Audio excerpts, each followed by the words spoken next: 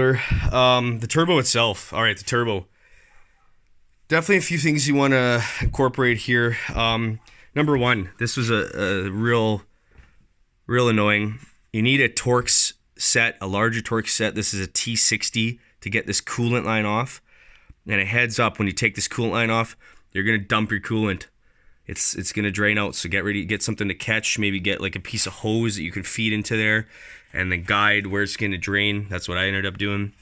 Helped quite a bit. It didn't get all over the place. Make sure the intercooler piping is out of the way. I mean, if you're gonna swap the turbo, you got to take this out anyways. So you have to take off the V-band, sort of this V-band style clamp that holds the turbo to the exhaust manifold or exhaust housing. You got to take the wastegate off. So wastegate's got to come off and disengage this. These are banjos, just banjo styles. There's 4 in total, 2 coolant lines, 2 oil lines. You get an oil feeder, oil return on the bottom. We'll get to that in a bit. And then you got this Torx here. Why they put a Torx here, I have no idea. It's ridiculous. Took me a while. I got lucky with a local car shop owner here who hooked me up with this set. So anyways, the order you got to take this off in is you start with the V-band clamp. Sorry, no. You start with the top oil feed. Take it off. It doesn't really go anywhere, but you can just remove it. It releases some pressure. I removed this back one, which is a 19 mil. So this is 17 mil, I believe, and that's a 19. Might be a 15, but no, I believe that's a 17 and a 19. So you get this out of the way. You can shift this back a little bit. Then you can get to the 19. Once you get the 19 off, you're good to go. It's off. And those just kind of set back against this little heat shield, gasket heat shield thing. And move those out of the way. Again, the wastegate should be out of your way by now. Then I moved to this front banjo. Took off the front banjo. This front Torx. And that's when you're going to have your coolant drain out. So get ready, get prepared. Get a tray under there, put some towels around it. It's not pretty. But if you're going to do this, I would even recommend just doing a full rad flush. You may as well. The rad, I'll show you where that disconnects, but the radiator hose is right here, so you can pop this clip off. Unfortunately, you want to cut this one-time use hose clamp, pop it off, and you're going to drain everything out. So ideally, you don't want to have your new intercooler piping in the way for that. But if you're going to do it, I would just recommend draining and flushing it. I've had fairly new coolant in this system, so I'm not going to drain it. I'm just going to top it up. The same coolant I've been using, which for the 1.4 you can get away with Prestone. It's got to have the core guard. It's got to be AF 2100 ASTM D3306 or D4985 or higher. But yeah, do some research on that. This stuff is only good for the 1.4 liter turbo. Other darts, not too sure about. I mean, don't really care. Anyways, back to the turbo. So once you've got those lines off, you've drained your coolant. Now you've got to get to this return line on the bottom of the turbo.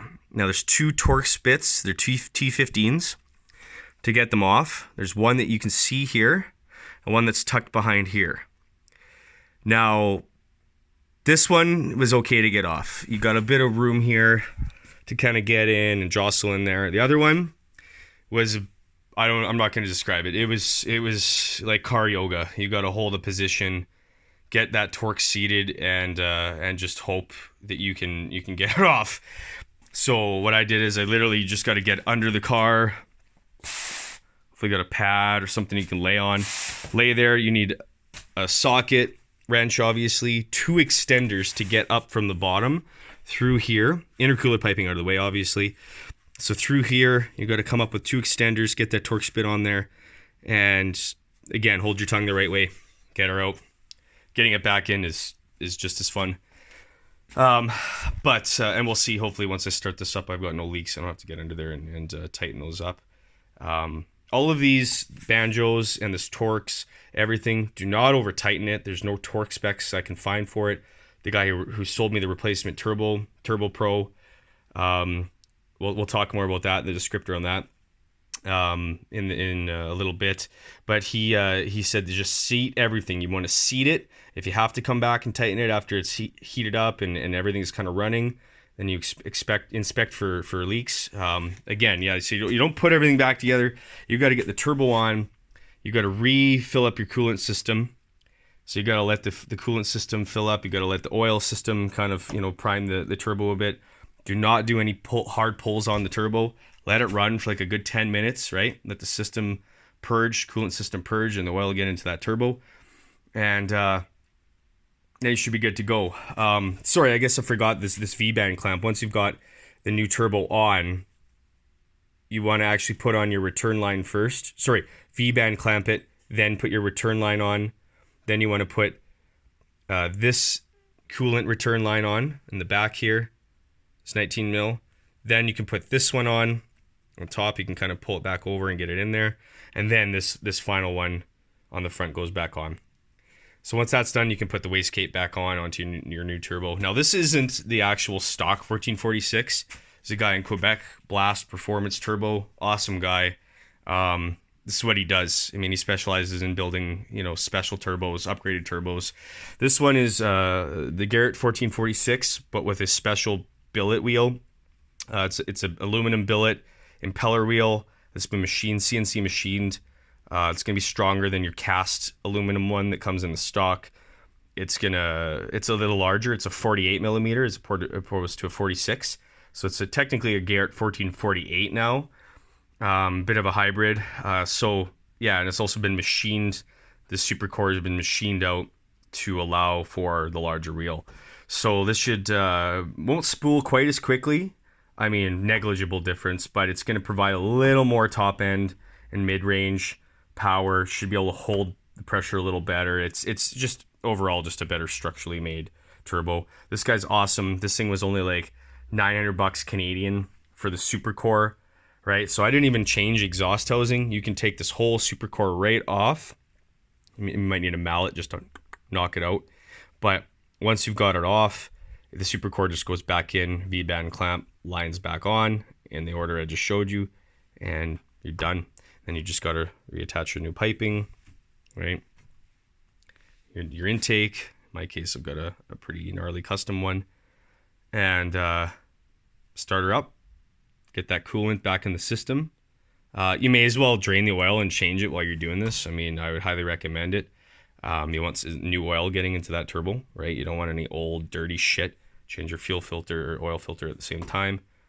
I've also got the Alfa Romeo spider plugs. So the 4C plugs, Alfa Romeo 4C plugs, coils, and then I just have stock plugs. I got the stock plugs done, and then I did the coils myself like days after.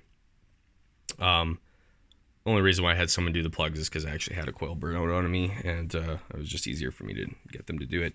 But plugs and coils are super easy to do on this engine. As you can see, everything in this front engine bay is really accessible. Like this engine's so easy to mod and work on. I mean, hopefully this is giving you enough information to tackle the turbo. Just so much going on. It was too hard to stop and take pictures of it, but really the biggest thing is just the sequence of taking those out and putting them back in. Second pair of hands would be nice. You want someone that can kind of hold the turbo while you're doing this. It does sit on this return line. Like a lot of the weight of the turbo or the supercore is on this return line. So again, like that's where it's good to have a pair of hands. You don't want to just set it on that line the whole time while you're bolting this back up from underneath, holding your tongue the right way and standing on one leg. Because yeah, you just don't want to bend that line. You bend that line, you're not going to get this to seat, and you're going to have oil leaks, and it's just now you got a whole other problem. But yeah, that's a turbo upgrade. Well, really turbo replacement for the 1446. This just happens to be a bit of an upgrade, and intercooler piping. Hope you guys enjoyed this video. Sorry I couldn't be a little more thorough with walkthroughs. But after it's done, this should pull pretty good. Should be a nice little upgrade to this 1.4 liter FIRE engine. Take care, guys. Cheers.